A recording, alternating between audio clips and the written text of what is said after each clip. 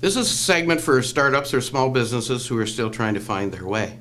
There's a big discussion going on right now, asking the question, when did you know your business was a real business? When did it suddenly dawn on you that, wow, I'm responsible for the employment of people, the financial security of families? Oops, what did I do to myself? I think everyone who starts a business or has a small business dreams about that day that they are global economic leaders. But more and more, it won't happen until you realize this is the day that I change what I do to personally focus on what this newfound business has to offer the world. So a key indicator of when a business owner has reached the tipping point in terms of growth is when the role of that leader starts to change. Zoe Pedden, the CEO of Insane Logic, a company that provides a communication tool that helps deliver speech and language therapy online, said, I spent the first 2 years in a spare room in the house until last year when we got some angel funding and I was able to get an office and a team. To have more than 2 people around and walk into the office and see everyone say hi was when it became real.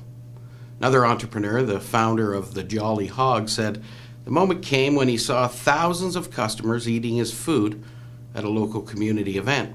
What went through his mind was, hey, this is a real business. He started his business at home making sausage with a machine that his wife bought for him. Now, of course, he outsources the making of the specially blended sausages, and that entrepreneur now spends his time thinking about where his business is going. He doesn't make sausages. They now talk about branding, new lines, new products, and more strategic work.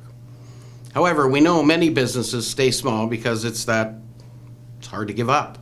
You're the inventor, you're the creator, everything is your little baby. But we all know that famous leadership phrase, are you working on your business or are you still working in your business?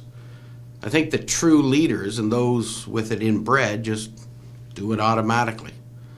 They migrate automatically to working on instead of working in. For some, it's difficult, and these people are the people that have to work really hard on themselves to be leaders, because giving up control of making your baby or your sausage or whatever it may be is extremely difficult. So, for you who are stubborn, I offer you this advice. Do it now. If you're at the stage where you have some traction, do it now. Start working on your business and not in your business. Even if it's not your personality, hire someone to take your place as the strategic thinker.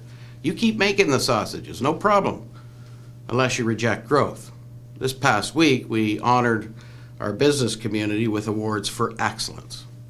Well, our grand prize winner was a company called Grochet International, nearly 500% growth in the last 5 years. They started off by selling tea door to door. If you think the old vacuum cleaner salesperson had it tough, try selling tea door to door.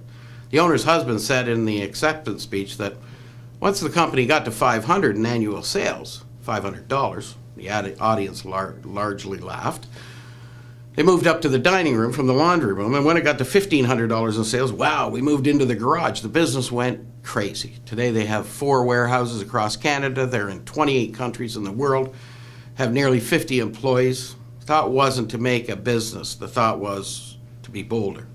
The company's mission statement is they simply want to spread joy to others in the world. It wasn't focused on profit because the business became a business and the leadership knew exactly what to do. So they became strategy thinkers, figuring out ways how through their business and their mission statement they can change the world, one country at a time. They have a clean water project they started in Sudan and Kenya and other areas of the world. It reminds me of one of my earlier segments, Give More Than You Get. But the owner now says they don't worry about sales and profitability. They worry about where they are going. Sales and profit will always follow that strategy if it's right. So if you're a small business or early startup, remember, there'll be a time, or maybe you're at it now, where you have to think and probably act differently in your business so you can make sure you're always working on your business. And I'm Greg DeRocher, and that's a moment for business.